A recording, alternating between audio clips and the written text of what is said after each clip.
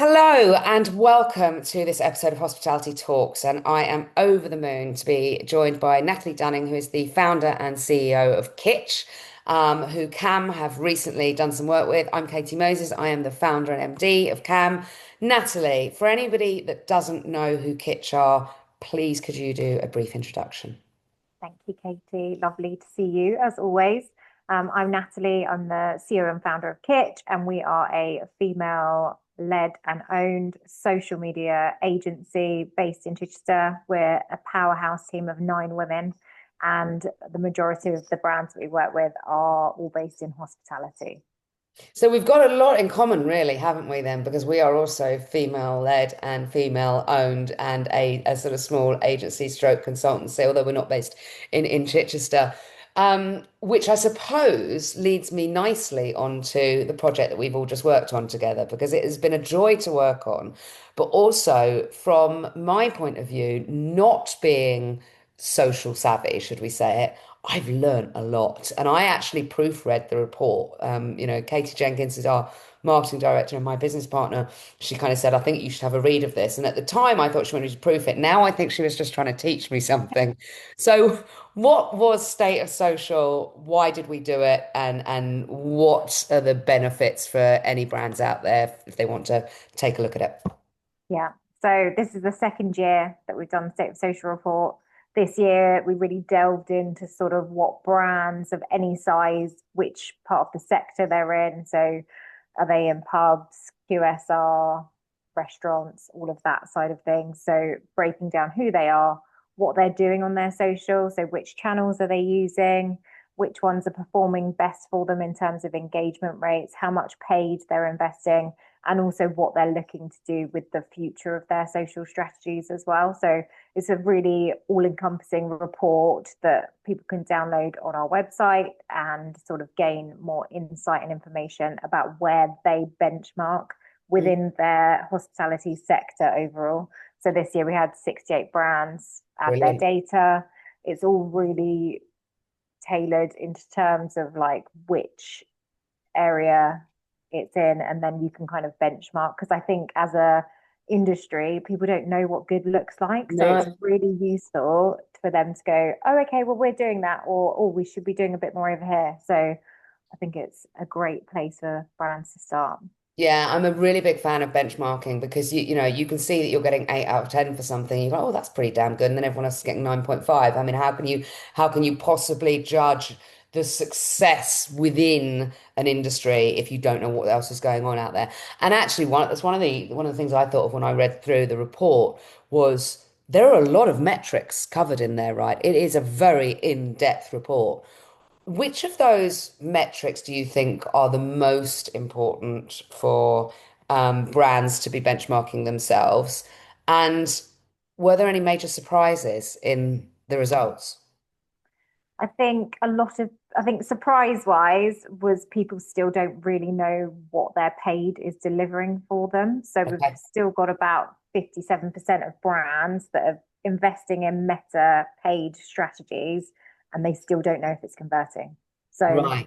that for me is really worrying. I was going to say, is that a surprise because it's worrying, or were you expecting the data to look like that? I just thought people would be a bit more ahead than last year. I was Right. expecting people to take the report and go, right, we need to make some actionable change. And we have seen brands doing that more this year, but I do think those that are inputting the data are starting to sort of go, right, okay, we need to use this and like tailor our social strategy with this report in mind, Yeah. so that they know what good looks like. I think from a channel perspective, we know that everyone's still using Instagram. People are dipping their toe a bit more into TikTok, but there is definitely scope for brands to sort of leverage that channel. Their competitors aren't necessarily on there, whereas they are definitely on Instagram. And actually, in terms of discoverability, that's a really strong place for hospitality brands to show up and make sure that they're part of that sort of voice, and sort of making sure that you've got those keywords and captions for people to come and find you Mhm. for the best coffee in Chichester or whatever that it is that you're promoting. And I assume, well, I know that different brands need to be focused on different areas of socials. Obviously, it depends on who their target audience is, and presumably that is something that Kitch helps you, that you help your clients with. How does the state of social report help the brands that the 68 brands that have contributed to it? How does the state of social report help those brands to understand socials more apart from the benchmarking?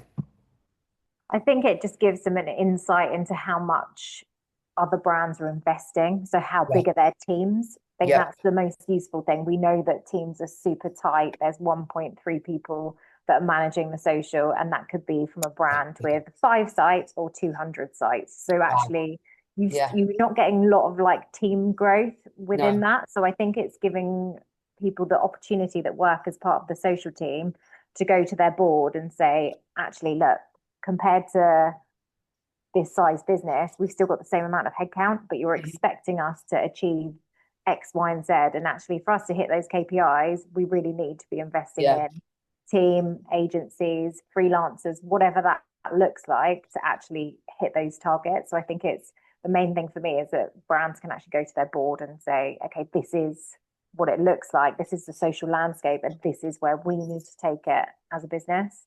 Yeah, and I think having that data, having that insight behind you when you're having those conversations at board level is incredibly important because the board in any brand are going to want to see what does their ROI look like. But being able to say, well, this is what the ROI looks like, but also this is how far behind the other brands we are. This is how where other people are investing. We've worked with quite a few casual dining brands recently who are increasing their investment in this side of things. What do you think about the difference between paid and organic and where brands should be focusing their time? Yeah, we're definitely seeing a trend at the moment where a lot of brands are investing just in paid strategy. So Right. we're getting paid only clients at the moment that just want to focus on paid attribution on Meta and TikTok. But I think the challenge there is if you're not building your brand, your storytelling, and ensuring that you're creating the right content for each platform with your community in mind, you're not necessarily going to grow your business and the longevity of it. Mm, Yes, you might get a booking conversion within that moment or for a set day like Mother's Day or Father's Day or something, but yeah. actually you need to be building that long-term community engagement to actually build a loyal following because Yeah. actually it's so saturated at the moment. Yeah. And I think a lot of people are going, oh, well, we'll just do paid because actually that gives us the ROI and the results that we can then go to the board with. And Mm, organic is harder to track and measure. But if you've got KPIs that you're tracking towards and you know what your brand vision is, then mm. I think definitely having a really strong focus on your organic and then investing in paid is kind of where we would recommend people sit. Okay.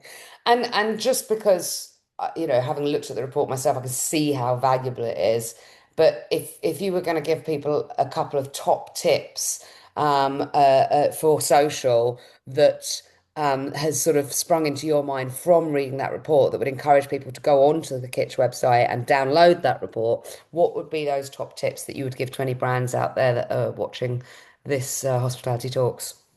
I think from the report perspective, I would like not a lot of brands are investing in social strategy. They're Okay. investing in other areas within it. I think brands need to sit, take some time to read, learn what other people are doing, what they can do well. Because I think everyone's just so rushed and under resourced so they don't actually plan and Yeah. then they Yeah. can't get the results or they're not measuring what they should be measuring. So then they can't present that to the board in the right way. Yeah. So I think strategy has got to come first. What is Yeah. your strategy, both organic, paid, influencers, and how does that all join up to the Yeah. ongoing brand vision? That's got to be the number one. Then look at your organic strategy Mhm. as a whole. So which channel and Yep. which audience are positioned where? We know that TikTok is going to show up slightly differently. So how is your content going to engage with the people on that channel? Mhm. And what does that look like? Same for Instagram. How do you want to present on LinkedIn? Mhm. Facebook, you should definitely have an organic strategy as well as your paid. So Yeah. making sure that that ties up as part of that journey. And then I think the last thing is definitely community management. We know that brands when your customers are in venues, there's no one monitoring. So Yeah, the loss of income to hospitality businesses from not picking up those queries, DMs, yeah. allergen advice, booking requests, we know that it's absolutely huge. So I think making sure that you're responding to customers, building a rapport with them, and actually having a two-way conversation with them are kind of the top three things that I would recommend. Excellent. Well, thank you so much for your time, Natalie. I feel like I've just had a little bit of a social consultancy day with you. I feel just from reading through the report and from having this conversation with you now, I'm far more knowledgeable than I was about socials. So, any brands out there, go onto the website, download it, and also next year take part, put in your metrics, make sure that we're getting your data in there as well, so that you can make those comparisons, and you can make use of the benchmarks that the State of Social report provides every year. Natalie, thank you so much for your time. I'm off to get on a bike around Vietnam. Good luck and thanks for having me. Thank you.